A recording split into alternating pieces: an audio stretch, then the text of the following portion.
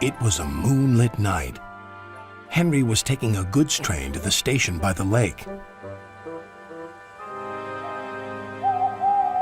"Whenever that owl hoots, a mist rolls in," murmured Edward. "There's a legend that when the mist's about, there's a ghost about too. Take care on the old line, Henry."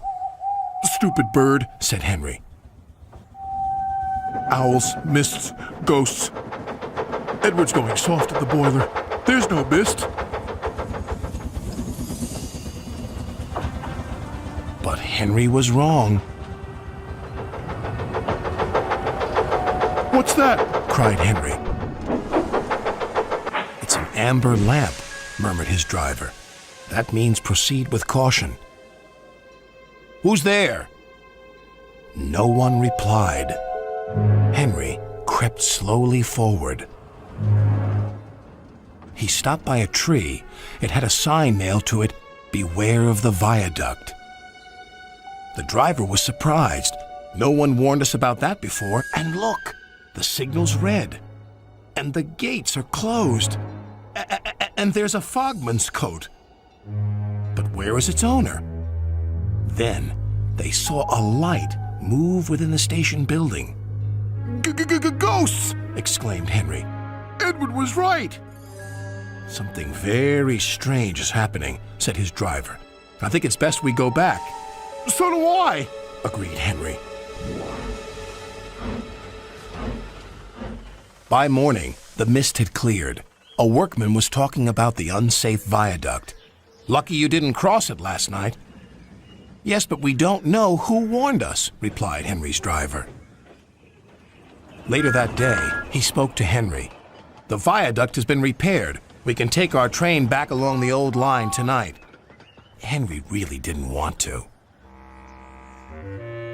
But when nightfall came, he was sizzling nicely. Suddenly, an owl hooted, and then Gordon thundered by. "Oh, look, Henry's spooked," said a freight car. "Be quiet," snapped Henry. "I'm not scared." But he was.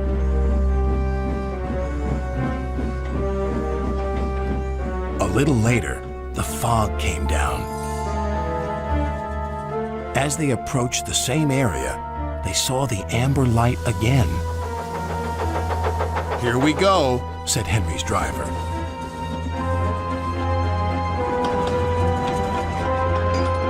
Then, unknown to Henry, the gates mysteriously closed by themselves, and the signal went red.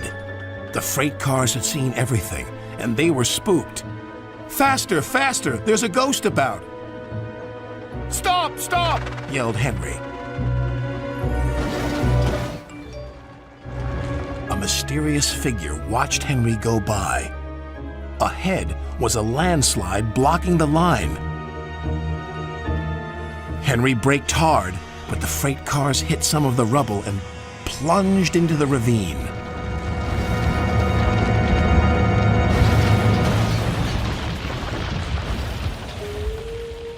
Just then, Henry's driver saw a strange sight coming towards them. "What's that?" he said. The fireman laughed. "That's our ghost. It's Old Bailey, the fogman."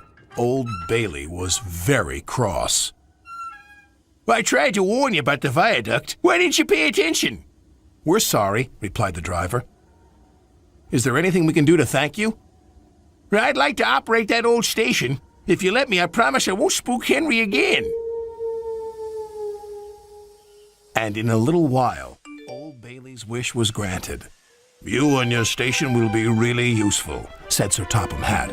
"Let's hear a hearty thank you to the friendliest, ghost on the island." Everyone cheered, especially Henry, who was the happiest of all.